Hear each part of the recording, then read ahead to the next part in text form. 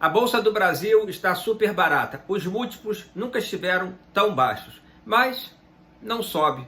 Quando você olha, ou caiu ou está lateral. E por que isso está acontecendo? Enquanto nos Estados Unidos, o S&P é alegria o tempo todo. Para começar, eu acho que a avaliação por múltiplos ela é um pouco incompleta. Eu estou vendo muita gente só olhar para isso. Quando você tem uma decisão de comprar uma participação numa empresa, claro, você quer saber se está barato, e aí talvez o múltiplo te ajude numa questão relativa ao histórico da ação, enquanto ela vinha negociando, e também aos seus pares, né? Dentro do setor, se a ação está mais barata ou não. Porém, é muito mais do que isso. Você quer saber, quando entra numa sociedade, se o futuro vai ser bom. Temos que levar em consideração o cenário futuro. Muitas vezes o múltiplo pode não estar espelhando isso. Ou então ele está baixo porque ele está descontando um cenário complicado para frente. Se os investidores, se os analistas, né, acham que para frente o cenário não vai estar tão bom, ou o risco é alto, acho que é até mais importante, o que eles fazem? Pedem um desconto. Como é que você pede desconto? Preços mais baixos.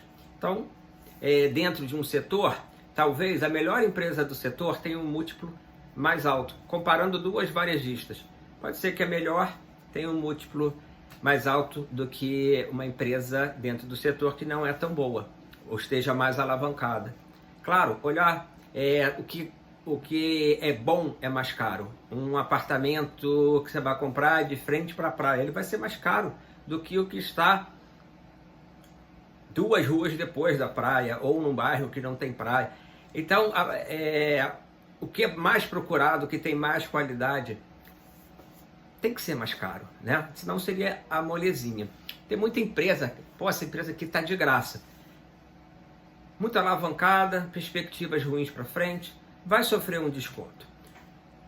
Uma outra coisa que eu considero importante, que muitas vezes os múltiplos não mostram para a gente, é o seguinte: a nossa decisão de investir, ela tem que levar em consideração um custo de investir em ações, tem que levar em consideração um custo de oportunidade e um risco. Então, a gente tem uma taxa de retorno que nós achamos que tem que ser o mínimo que eu preciso receber para investir na bolsa, para investir nessa ação. Vamos lá, hoje consigo num papel pré 13%. Se a gente pensar que o risco de emprestar para o governo, né, seria o menor risco, você vai fazer o quê? Vou comprar uma ação e eu estou ganhando 13% ao ano durante 5 anos, digamos, um papel um pouco mais longo, ou vou correr o risco da bolsa cair porque tem problema político, porque a parte de macroeconomia não está tão boa, os juros estão subindo. Lá você tem garantido o seu custo de oportunidade. Fora isso, a bolsa ela oscila, né? Então você vai querer um prêmio de risco. Para eu assumir uma renda variável na minha carteira, eu vou querer no mínimo o que eu tenho na renda fixa com baixo risco. E depois uma compensação para eu assumir esse risco de renda variável. Claro, esses números eles vão mudando. Uma taxa de juros mais baixa, um custo de oportunidade mais baixo, um país com uma perspectiva melhor do que outro, a gente vai pedir um prêmio para comprar mais baixo. Então isso tudo tem que ser levado em consideração. Vou comprar uma ação no Brasil ou, digamos, na Angola. Aonde que você tem mais risco? Você vai querer ser recompensado por isso, né? Risco-retorno é muito importante. E aí, pode estar explicando um pouco por que os múltiplos estão baixos e a bolsa não sobe. Os investidores estão enxergando uma situação no Brasil, no meu entender, que aumenta o risco. Inflação subindo. uma questão fiscal mal resolvida. Será que o governo vai se endividar no sentido de sua dívida em relação ao PIB subir de forma recorrente? Porque ela pode subir e depois voltar. Muitas vezes é até necessário. Mas está com as despesas todas comprometidas, sem poder ter liberdade de diminuir um gasto público quando houver necessidade. Existe esse medo, né? Taxa de juros subindo, custo de oportunidade subindo. Então tem essas perspectivas que geram dúvida no mercado. Uma vez que melhore essa situação, que exista uma credibilidade de responsabilidade fiscal, esses juros eles vão cair, esse prêmio em cima das ações vão cair, e aí sim o potencial de alta das ações ele é alto, porque elas estão baratas. Mas para que essas ações subam, é necessário que a parte macro ela fique mais bem resolvida, né? Não adianta só estar barato. Não acredito que está barato vai subir. Está barato, você não é à toa. Você está assumindo um risco, tenha certeza. Se o risco fosse baixo, o desconto era baixo. Então, eu acho que olhar só múltiplos e dizer a bolsa está barata por múltiplos é uma visão muito estreita. Você tem que olhar o porquê. Por que que esses múltiplos estão lá embaixo? Por que que esses múltiplos estão lá embaixo e não sobem? Sim, a sua taxa de desconto e o risco que você está assumindo. Vamos pensar nisso, porque senão a gente fala assim, pô, comprei, estava barato, ou alguém falou que está barato e não está.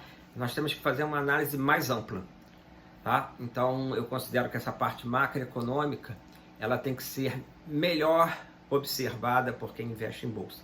A gente tem o risco empresa, vamos falar um pouquinho disso rapidamente. A gente tem o risco empresa, duas empresas elas são diferentes, então dentro do mesmo setor, como eu já disse, pode ter uma empresa que tenha um risco maior que a outra, porque ela está mais alavancada, ou porque a gestão é pior, e claro, o preço dela vai ser mais descontado. E a gente também tem um risco, aliás, três riscos. Um risco país é diferente. O investidor está investindo num país instável, vamos pegar a Argentina, né, até mais um tempo, diferente de estar investindo no Brasil. Lá uma inflação louca, taxa de juros louca, moeda perdeu completamente o valor. Agora, talvez uma ação nos Estados Unidos, Japão talvez, seja melhor do que o Brasil, tem um risco mais baixo. Então tem sim o risco Brasil. Isso tem que ser levado em consideração na hora da decisão. Inclusive, esses riscos que a gente está falando faz parte da taxa de desconto que os analistas usam para fazer o valuation da empresa pelo modelo de fluxo de taxa descontado.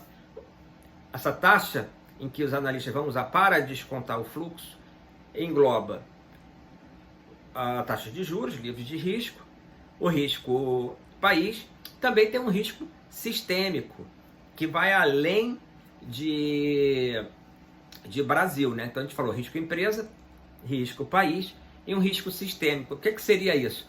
Risco renda variável. O mundo entrou em guerra. Renda variável, num primeiro momento, pode sofrer. Ou então, vamos pegar um exemplo lá de 2008. Estávamos tendo um problema do mercado imobiliário americano, os bancos indo para o espaço lá, e aí o risco sistêmico não é maior de estar entrando numa renda variável? Sim, então isso tudo faz com que as ações fiquem baratas. Isso não quer dizer que ela vai subir. Quando o macro melhora, porque o macro influencia na taxa livre de risco, o macro influencia no risco país, no caso de um macro do país, e também no sistêmico. Quando ele melhora, o potencial é alto.